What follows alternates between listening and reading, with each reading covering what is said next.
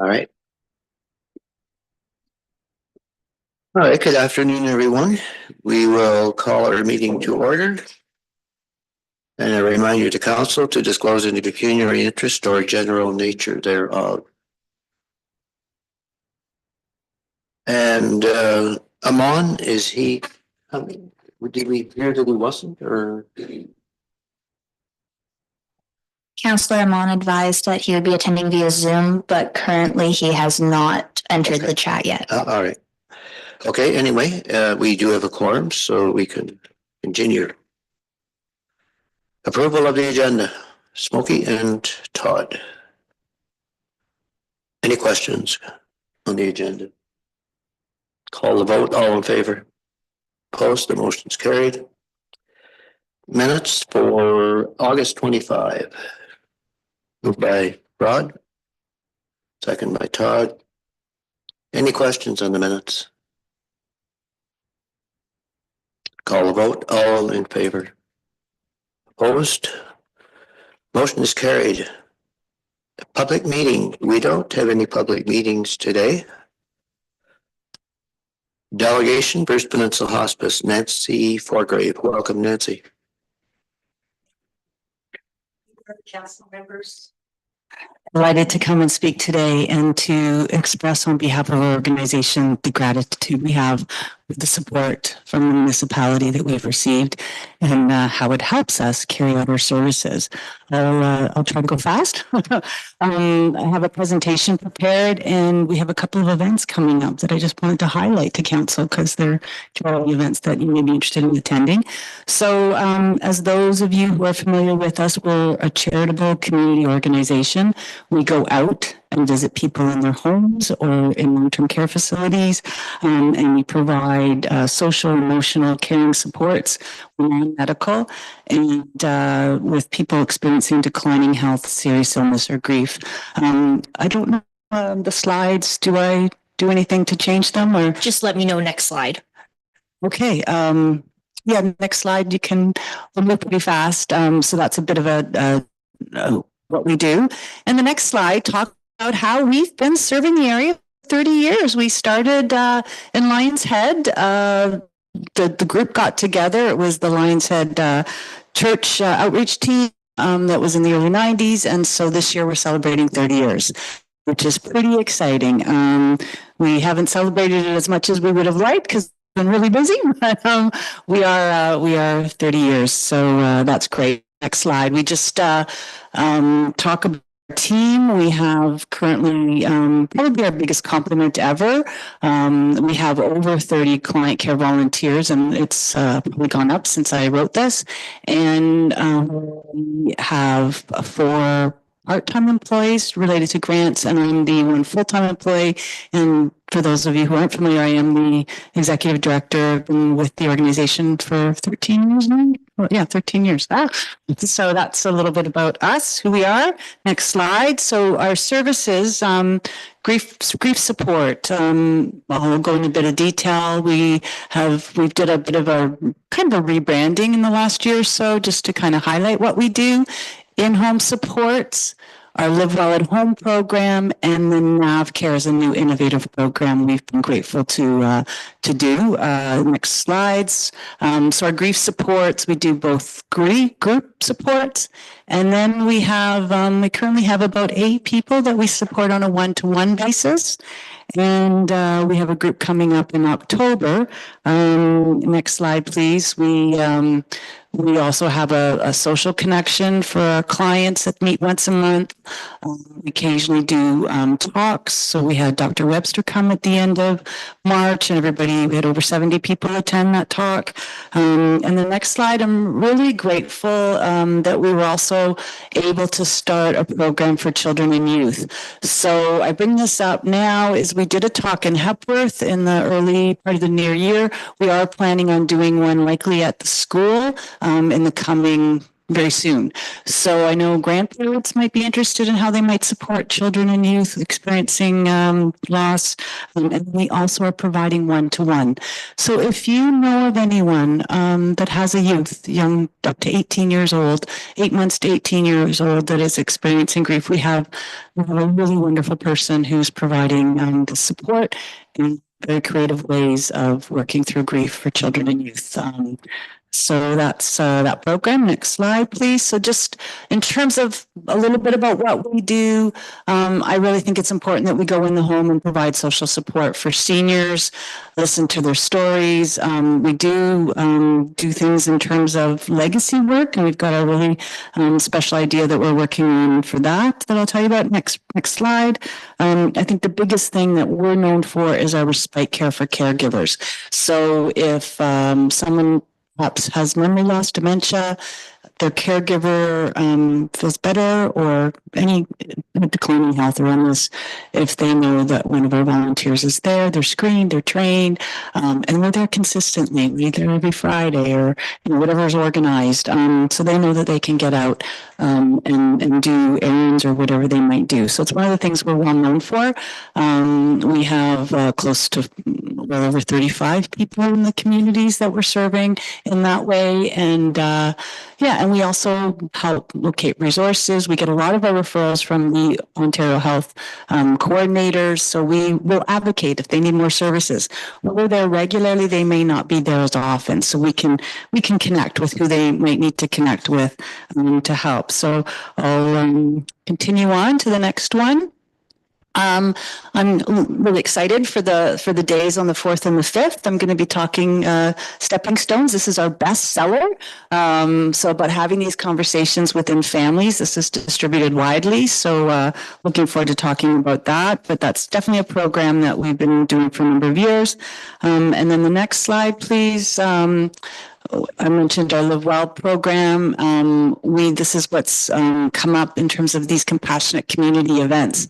So we have one in Tobermory tomorrow night at 6 p.m. and Mayor McKeever's offered to join us. I'm going to talk a little bit more about that. We're not sure exactly how many people are going to be there tomorrow night. However, we're looking forward to a crowd, we hope, and an excellent facilitator. And this was something we had put in this proposal way back when, before we got the grant, and it's based on Pallium Canada's that idea of bringing people together. This isn't a service. It's not a program.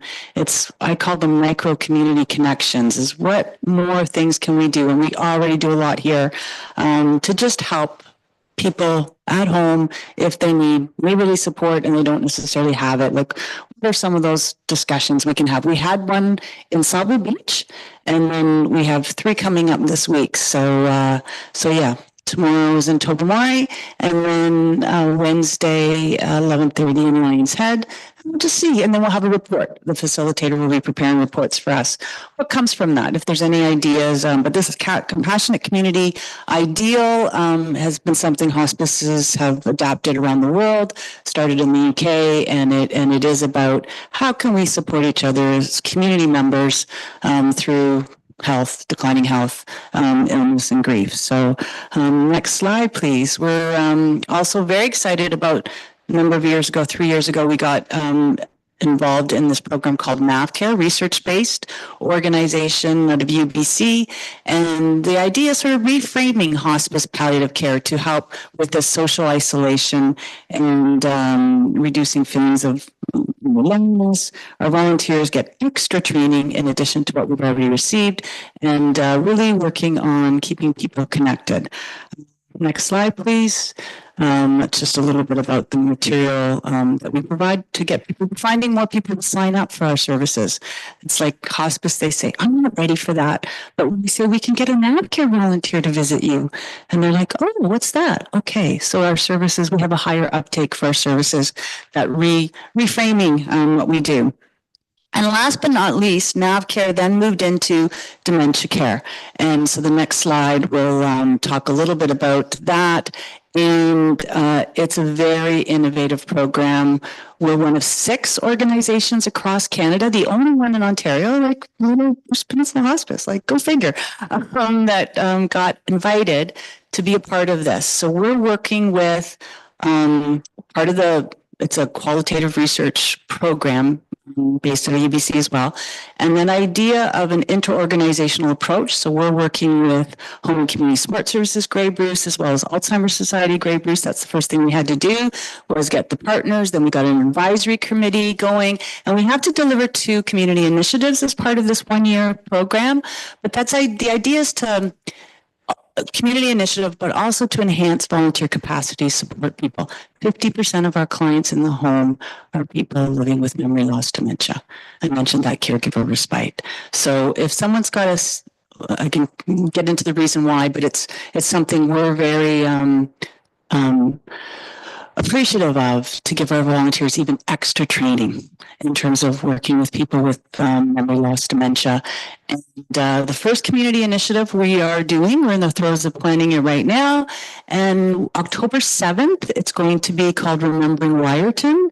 And we had Josie's Fashion, you all might know. She talked about, my dad used to like just walking up and down the street. And, she's shared that her dad had dementia. And so we've invited businesses. We have over 10 now participating. They're going to receive specific training, dementia-friendly training from Alzheimer's Grey Bruce. We're going to have a day that's going to be inclusive. Brian Taylor's going to play music at the Parkette. He's on our advisory committee, and we're going to make it this really enjoyable day with prizes. And maybe we'll do it in another location. But we had to come up with a community initiative so that those people that happen to be by, they're going to learn more about stigma and reducing that, and create this dementia inclusive community. So staff members of the businesses will be trained, and we've been asking them. So many people have their own lived experience or their own family members, and they're very keen to participate. So last but not least, we did a number of presentations at, if you go on to the next slide or two, so you'll hear more about that project, the NAV Care Dementia Project. And then last but not least, I'm really excited to come on October 4th and 5th. I'm so happy that Active Living Center is here. It worked really well in Sauble. And yeah, we're looking forward to exhibiting at that day, like we did in Sauble when they had their day at the end of June. And I think if you just that's that was the Sauble day. Keep going. We're questions, and then I just wanted to also highlight the last slide. This is the 2 events that are happening that I mentioned. Tobermory Lions Head. Everyone's welcome. If you haven't decided to come, please do. I think council members would be great there.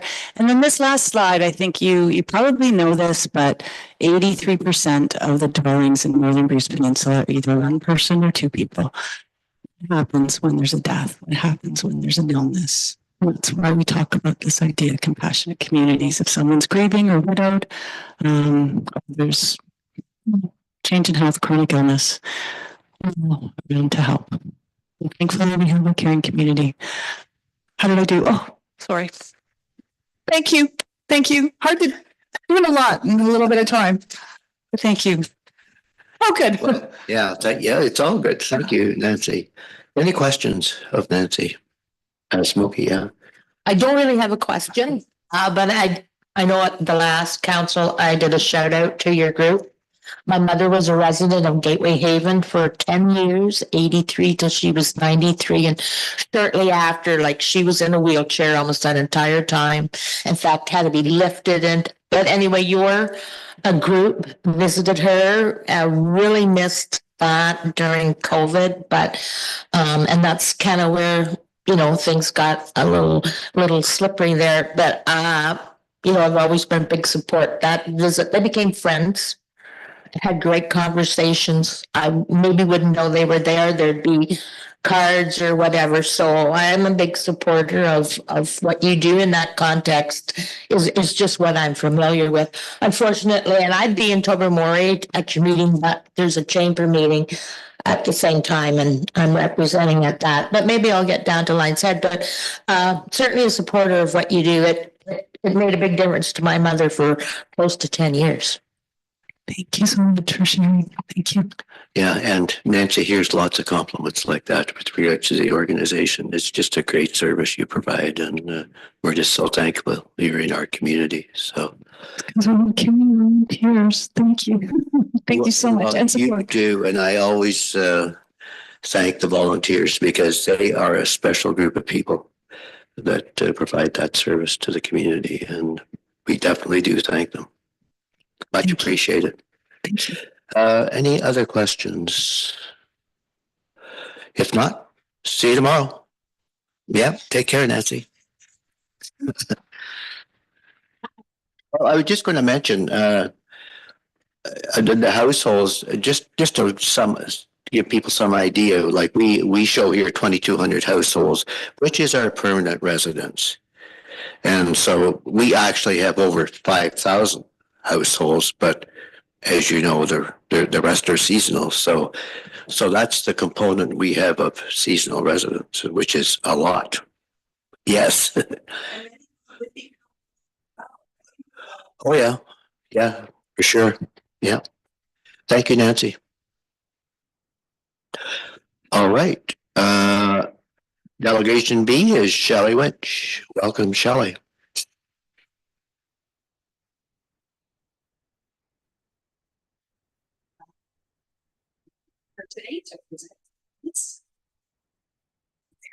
Is that on now? Okay. Sorry, I just said thank you for letting me be here today to present our situation to you. Okay, she does have it up. Okay, so the first slide here is just to present our purpose for being here, which is really to convince you that we should be allowed to continue living in our recreational vehicle on our own property. To do this, I'm just going to go through a brief introduction to introduce you to who I am and also to my husband, Kenton Hessler. Just give you some background on why we decided to live in a recreational vehicle while building, to show you that we are committed to completing the build, just going through some of the investment we've had in the property and the work completed on the property in the house. And then to explain why we are so behind and need this extension, just go over some of the delays we've experienced. And then present you the plans to complete, and then just to discuss the bylaw bit, which I didn't put here as a point, but I do have a slide in there about the bylaw that we're talking about. And then our conclusion with our request of council. On this sheet, there's also a list of attachments. I believe you have them, most of them in your package, but I'm not going to be bringing them up online or anything. So next slide, please. So a bit about us, Shelley Winch and Kenton Hessler. Kenton is a retired home builder with 34 years experience. He's built over 200 homes, built or renovated over 200 homes, either through his own business or working for others. And we've recently moved here from Alberta. So it's not a simple move. We're not done moving. A bit about our house. We're at 18 Myles Drive, and I'll let you guys read through this. I won't say read it all, but I do want to bring your attention to the second point. We are building a custom build. It's a year-round residence. It's fairly large, 3,400 square feet, 2-story, and we're using ICF construction. There's also an attached garage and workshop, and you can read through the rest. So my point on this slide is to really, it demonstrates that Kenton is qualified to act as the general contractor for our build, along with performing some of the work himself. And the description, sorry, it feels like I'm too close. The description of our house just illustrates that it is different from many of the builds in the area, which tend to be smaller three-season cottages. The other point here is we are doing a lot of the work ourselves just because of Kenton's experience, and that also complicates the build. On next slide, please. So this is just a bit of background on why we decided to live in the recreational vehicle and how we prepared for that. When we looked for a rental in this area, we ran into problems which are listed there, just the high rents, the limited number of year-round rentals, lack of proximity to our property. So anything we found tended to be like an hour and a half away, which really wasn't going to work for us.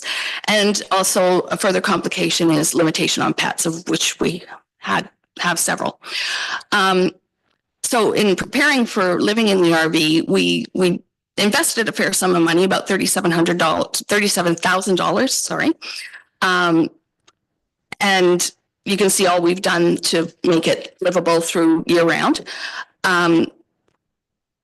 So having invested this much money and effort into making it livable, the RV livable year round, that investment really precludes us from finding alternative housing at this point.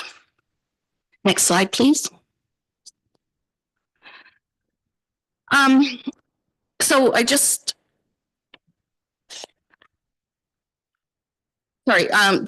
want to underline that we are absolutely committed to building this house. It's not something we're going to walk away from, and you'll understand why I'm focusing on this when I get to the bylaw page. So on this page, I've just outlined what we've completed so far on the left-hand side, and then the additional money we've spent on materials purchased and delivered to the property. So far, our investment in this property has been upwards of $700,000. So it just, to me, is very clear we're committed to this build. We're not trying to just camp on this property without building. Next slide, please. We have experienced a number of delays. We originally planned to be completed our build in October 2025. You can see we've faced several delays. One was on October 8th, 2023. Strong winds blew our house down, or part of our house. So I've included some pictures there so you can see the damage that was done. In trying to rectify this, we of course ran into problems getting trades to come out short notice. It's very tight for trades around here. So in order to rectify this, we ran into problems, but also just in trying to schedule like the concrete crew or get the electrician out. We have people that we're working with. You can't always get them when you need them. So we've been delayed there. The other part of the delay was our home sale in Alberta. The project plan that I included in the package accounts for the first delay, the wind blowing the walls down. So it's considered in there, but the rest of the delays are not. We have not updated the project plan. So you can just add like a year to that. Next slide, please. So this is just to emphasize, we are building. We are not planning to live in our trailer indefinitely. And then I've just given how we're going to proceed with the next stages. And our immediate goal is to become weather tight by December 2025, because a lot of the delays we experienced were, of course, due to weather. Once we become weather tight, hopefully we'll be on track from then. I also want to point out that we are a bit of a unique situation, having come here from out of province. So we're making contacts as we go along, and we don't always get priority compared to some of the local builders. So that was one of our issues. Next slide, please. So on this slide, I just discussed a bit about the bylaw. So from talking to others in the area, we understand the intent of the bylaw to be to prevent the use of lots for camping rather than building, and to prevent abandonment of trailers on vacant lots. If there is another intent to this bylaw that I'm missing, I'd really appreciate it if you would let me know, and we can possibly address that as well. So that was, we believe, the intent of the bylaw. The effect of the bylaw on us, if you proceed with preventing us from living on our own property, will be to further complicate and delay our build and increase our costs really beyond our budget. Before we came to council last time, I can't even remember when that was now, in June, we spoke to Wendy about her report and what she'd be recommending. And she, basically, she said she would have to decline decline our request for an extension. But her reason was just that she was bound to reject any extension that was that where the build was not 85% complete. We don't understand why council has determined this to be the threshold for an extension. And although we understand the intent of the bylaw, we don't understand why it has to be so restrictive in fulfilling that purpose. Next slide, please. In conclusion, I've outlined here our requests, just really that you consider what I've said here, the complexity of our build, the difficulty in finding short-term accommodation, the delays to our project and our intent, and decide to let us continue living on the property in our RV. I've also outlined what I think are the possible means this can be accomplished. And if I've missed anything, let me know. But I've also, the last bullet there is to support you further. I've provided an excerpt from a bylaw that I believe would provide an excellent starting point for a revision for the existing bylaw. Because as I said, I find it extremely restrictive in the way it's worded now. So in short, we want to work with council to resolve this problem, but truly believe we have the right to continue to live on our own property in the RV for the duration of our build. And hopefully we won't have to take any other means to accomplish this. I'd also like to extend an invitation to our property. Anyone who's interested in seeing our build, you're more than welcome to come up and see it. Smokey, I think that's really relevant for you because I think you live in the area. I've seen you at Foodland. Okay, thank you for your attention. All right, thank you, Shelley. Just, yeah, you may get, I don't know if there's any questions or not, but yes, those. Well, and I see there's some dates on here, maybe I missed it. When did you expect? I see you think that it will be weather tight in December 2025.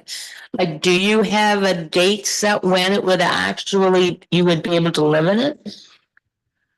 So if you look at the project plan, Yeah. that says January 2026. Well, yes, I saw that. So Yeah, as we're a- looking at, sorry. so January 2025 is a move-in date.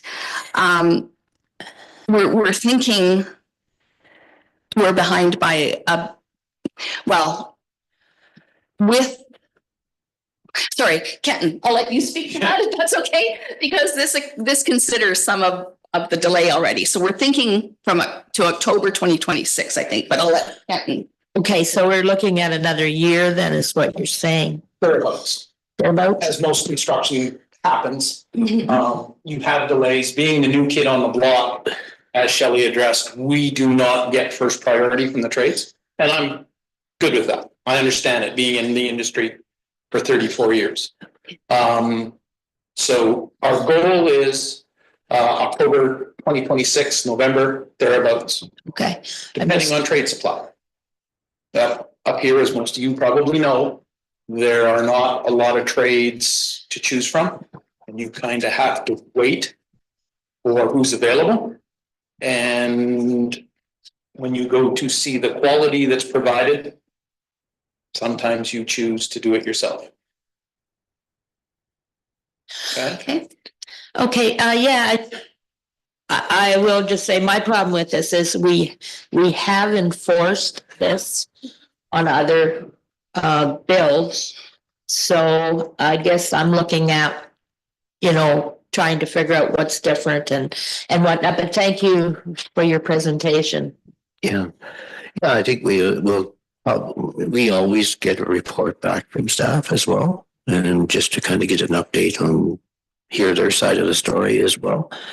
So that will probably come next meeting, and so we can have a look at what they're telling us, and we've heard your situation and reasons for delay, and so we can take all these things into consideration when we get a report back from our staff. So that report will be September the 8th. What's the next one? 22nd, September 22nd. October. September. September 22nd, 2 weeks. So we should come back for that meeting. If you like, you can. Yeah, Yeah, or, yeah, if you're available, that's fine, and if not, as I said, we've heard your situation, so, Okay. And will we get a copy of that report? it's public. It'll be a public report. Yeah. Okay. Yeah. Okay. All right, so, yeah, thank you for coming. Take care, thanks.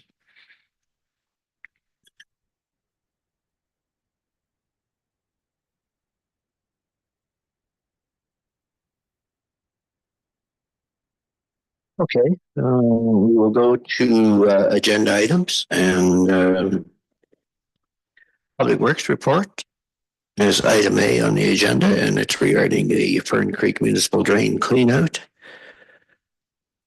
And recommendation there is to proceed with Collins Excavating. The amount is given, and there were 3 tenders submitted, so. A second for that one, Todd. Rod? Any questions on that? No questions? Call a vote. All in favor? Opposed? The motion's carried. Municipal law enforcement, item B on the agenda, and this was a discussion we had last meeting, and it was basically as a result of an email we got from a resident, and that was on McCurdy. It was regarding the McCurdy parking lot. So information is provided here, and we're supposed to provide direction on the extension of paid parking. So any suggestions, comments, Rod? I just wonder how it stands now. What are our sort of feelings about what's going to happen in the next couple of weeks? Doesn't seem like we're busy. Well, McCurdy is. The school parking lot yesterday was packed, so McCurdy is busy. Yeah, and I just want to say that our chief bylaw officer is here to answer any questions. yes, Carol, if you want to add anything to this. Yes, currently on Sundays are our biggest day still, weather permitting. But through the week, it is very, very quiet. Saturday, probably half full. Sunday, yes, full at McCurdy. Little Cove and Big Tub are quite sparse. They have their pickup times and quiet times. So that's currently how it's looking right now. Yeah. Okay. I would agree with the staff report. I mean, we're kind of committed, I think. I would like to see it continue in McCurdy in particular, but if you don't think the other one's warranted, that's fine. But I would certainly like to recommend that McCurdy stay on until October the 15th. As long as it's reasonable and doable to do it at one location and not the rest. I mean, people are struggling with it anyway. Well, it always was. So this is the first time. This is the first year that it was. This is the first year that we would do this. Yeah. So that's my thought on it. Any other comments on it, Todd? So irregardless of what we decide, it's still gonna be by reservation, is that correct? By what the report says? Yes, it's by reservation, yeah. So, Carol, if we don't change the paid parking, you'll still have to monitor the reservations? Correct. And as I said in the report, the contract enforcement is finished on September the 15th. So that would just leave 2 officers for the other 3 lots. But if you're thinking just McCurdy, then we could put somebody just at McCurdy. Would you put someone there, Carol, or? In order to check reservations and continue how we do it now, yes, you would almost have to have someone there to, because if you don't and people pull up and see empty spots, they just pull in. And then when the person comes with their reservation and there's nowhere to park, then now we've got a Okay. conundrum, right? Yeah. It's, Yeah. so you still have to man it, even though, you're having the paid for the reservations. Past years, we've left the reservations open with no charge to monitor the flow of traffic. And there again, that's kind of where we get our numbers from. Mhm. And as I say, Saturdays are, quiet. Sundays are, if it's nice, Sundays are busy. Like Yeah. And that's the way it was before. Yeah. So regardless, then if the reservation system is in place, we Still have to monitor, yes. Yeah. And McCurdy was easy because it was just basically McCurdy and Little Cove, so you could have someone go between the two through the day. Yeah. So the reservation system though would still remain at Little Cove and Big Tub? This is the first year for Big Tub. This is the Yeah, first I year know, for but- reservation for Big Tub. So as of September the 15th, the reservation system is done? Everything would be finished as of September the 15th, as Okay. per council's resolution. Okay, yeah. Mhm. And there would be no reservations for McCurdy. You just, We keep it open for those that, as I say, there's no charge, but if you go in and make a reservation, it's just for numbers, and we explain that, it's just for numbers. Just so that we can count to see Right. how many's there. if somebody goes into a reservation, then. Right, or if somebody doesn't come back for their car and we're like, okay, they've got a reservation, here's their plate, here's their contact information. Then we can contact them and say, are you okay? Are you lost in the trail? Right, it's one of those. Mhm.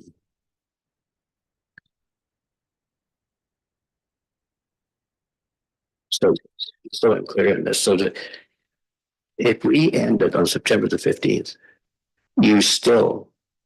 the reservation system remains open, Open but no charge. but no charge. Mhm.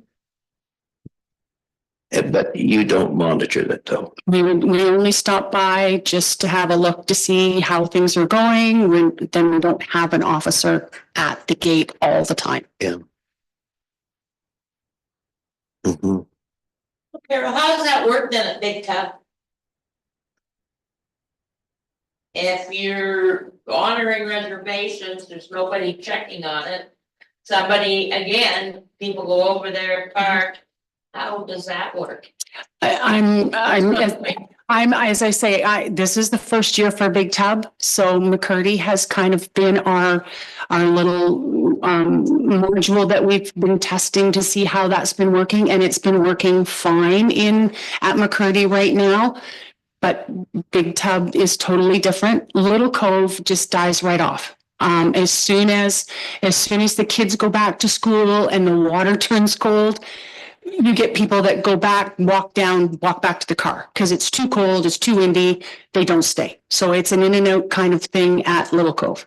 McCurdy is more of a hike back in. So yes, you do get people that book a reservation. They download the What's For app so that, we'll get calls about that. But this is the first for Big Tub. So this is an experience that.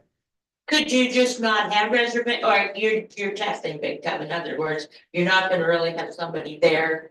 Yeah, I just see that being a bit of a problem, because if it's a nice weekend, you could have half of Mississauga decide to drop it over Maury.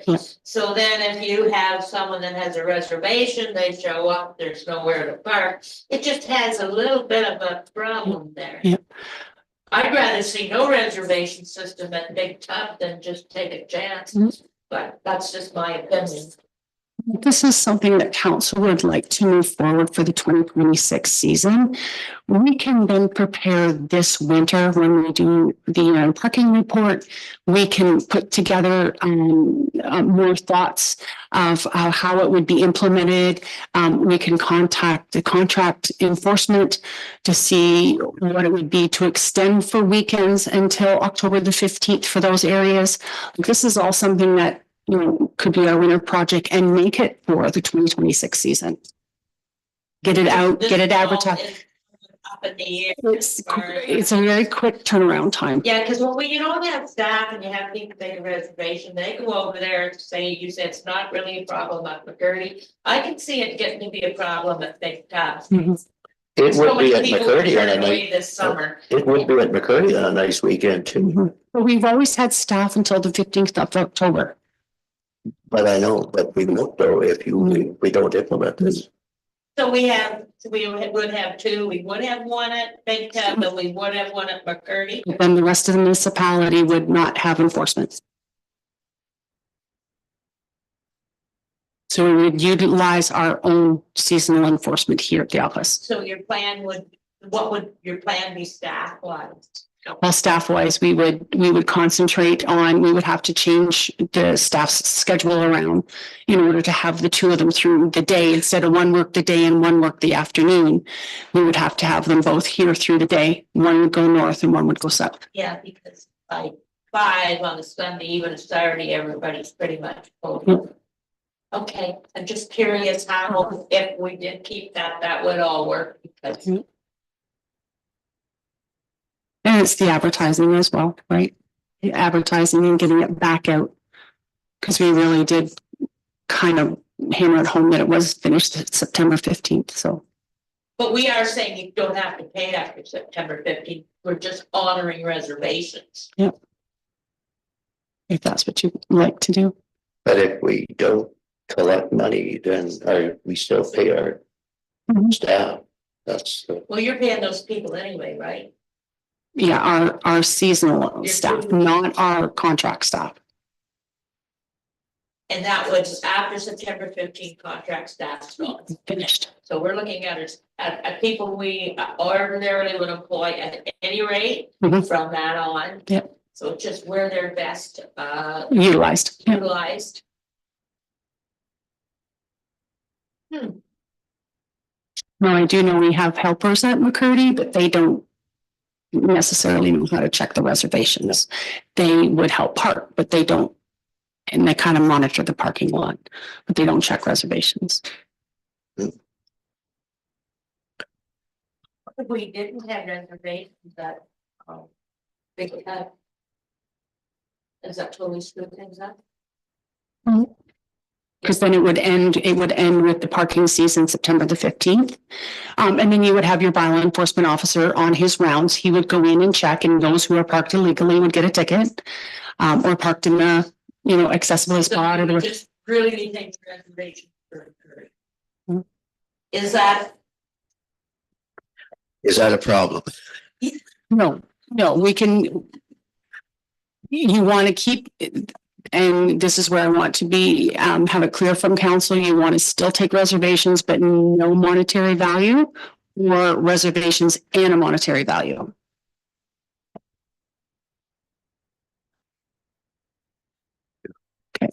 The same as we always have in the past, right? Because then I can advertise on our big orange sign that lookout parking at McCurdy is still in effect. You have to have a reservation, and then the rest of the municipality, it would be easier then to do that. Well, yeah, there we go. Yeah, John. How many reservations do we have right now past the 15th? I didn't meant to look before I came in here, but I didn't.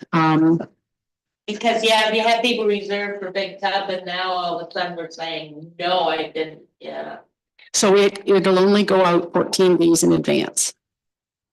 So by the 15th, I'm hoping that they've kind of fallen off. But I will check.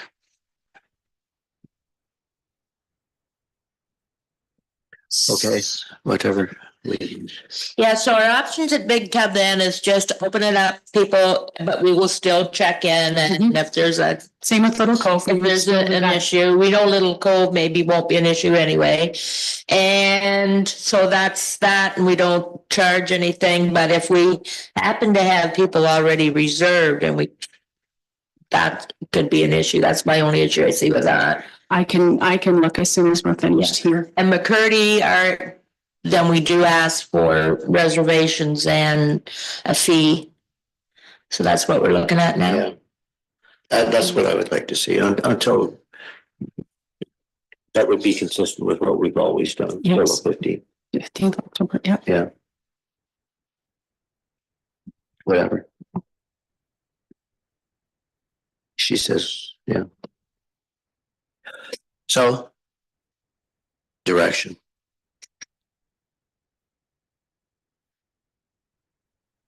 I think exactly what you just said sounds like a good move. And I also like the idea of setting the stage for next year where we have maybe better idea what's going on now. But certainly what we just talked about sounds good. Okay, and Carol's going to check right away on the reservations at Big Tub. And if there is reservations at Big Tub, we simply let them know that the change of come early because we're not taking reservations this year, and the odds in this time of year that'll be right back the road or whatever. But as long as they know and come early or whatever, you know, for all the people we can contact them. Yes, we have that information. Yeah. Yep. Okay, thank you. And then I can let Park Pass know that the reservations don't book anything beyond the 14 days and everything will shut down for Little Cove and Big Tub on after the 15th. So I can do that as soon as I'm done here as well. All right, so Alex, that's the direction. And we'll just go with the reservation and paid parking until October the 15th at McCurdy. Yep. And at the other two, they will no longer. September. They'll shut down with the rest. So we'll just advertise that. September the 15th is the shutdown date. I think. Come on. Yes. Sorry. Well, yeah, I was just gonna say, I just checked our reservation system online. For Big Toe, it looks like the weekend right after the 15th, it's completely open. It's not busy at all. Okay. That makes it all the better. Yep. Makes it easy. Yeah. Thanks, Simone. So the resolution is to that effect. Yep. And mover and seconder for that, Smokey, Todd. All in favor? Opposed? The motion's carried. All right, we will go to item C on the agenda, which is the clerk's report, and it's the council schedule for 2026. Mover and seconder for that. Rod? Todd? Any questions? It's always one of my favorite topics when it comes up. I wish I could think that far in advance. I'm glad. Yeah, that's it. And any questions? We need to make the Tuesday, October the 13th one a special one, I think. Birthday? That'll be our last council meeting. Oh, As a council. okay. Give Kathy Addison a call to bring in some lunch, I guess. Yeah. Yeah. All right, if there's no further questions on the report, call the vote. All in favor? Opposed? Motion carried. Other business? Anyone have other business? Hearing none, go to correspondence. Minister of Environment, Conservation and Parks. Looks like we're getting a little more responsibility, maybe. So the release here kind of outlines the 5 areas that we would be responsible for. Should we really be accepting more responsibility from the province? I mean, to me, it just seems like every time we turn around, things are being downloaded to from upper levels of government to municipalities with no thought to the cost or the capability of the municipalities. And this is, okay, so right now it's waste, reports of discharges to municipal sewers, oil leaking from vehicles to road. Like, some of this sounds pretty innocuous, but do we really have the staff to look after that? And should we just be accepting these things from the province, or should we be saying, you know, do your own jobs?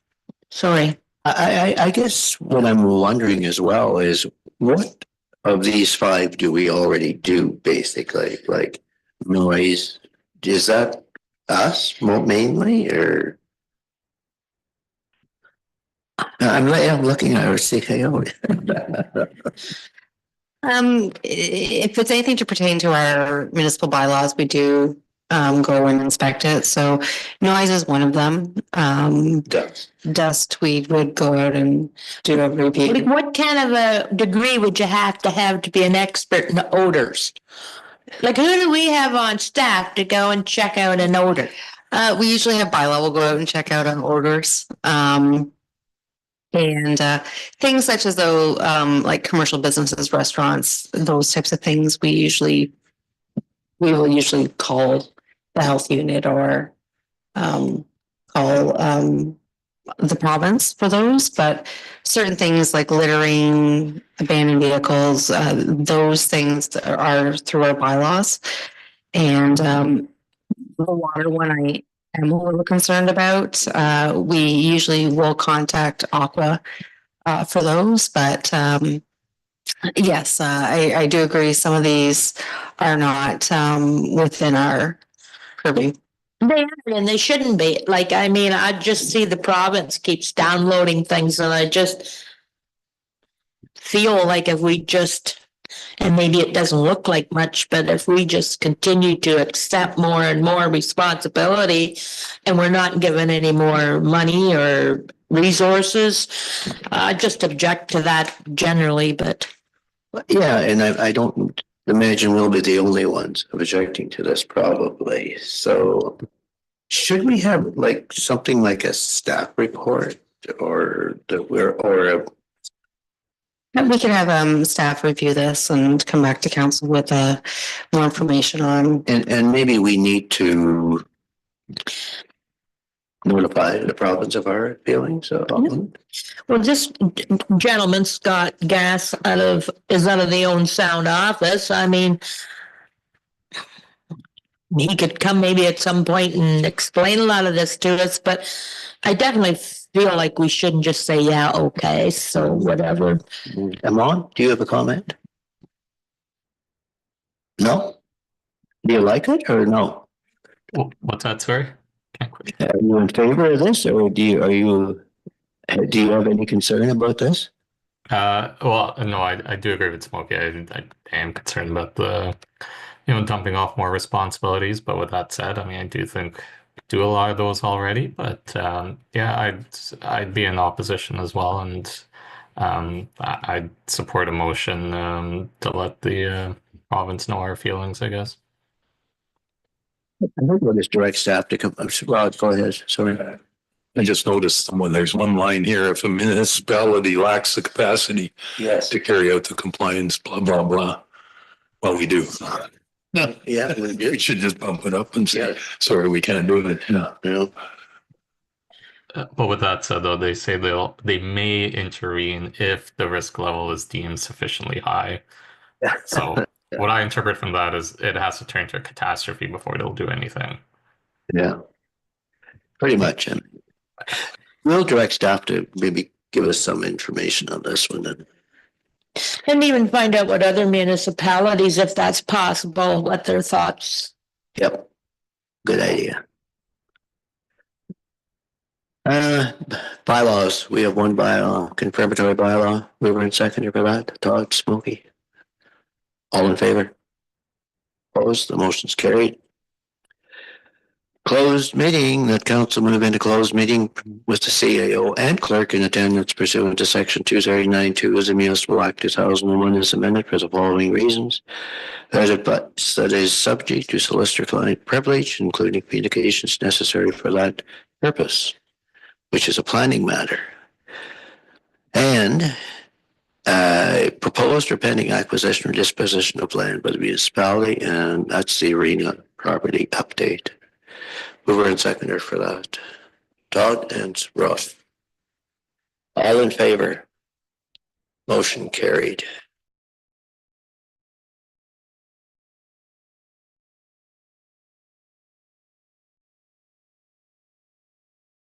It does.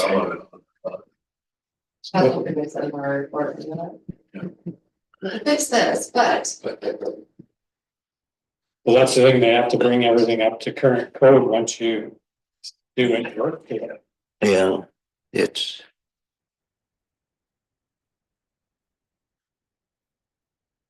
I just realized I won't be here for the next couple of weeks.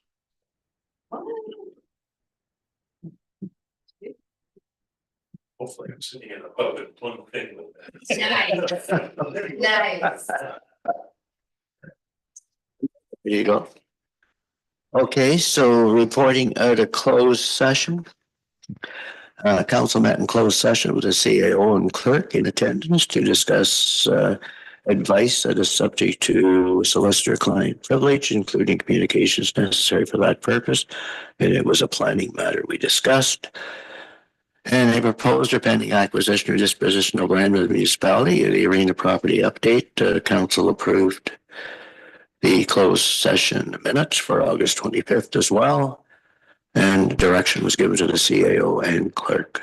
And that concluded our discussion in camera. And now a motion to adjourn. Smokey and Todd. All in favor? Motion carried. Okay.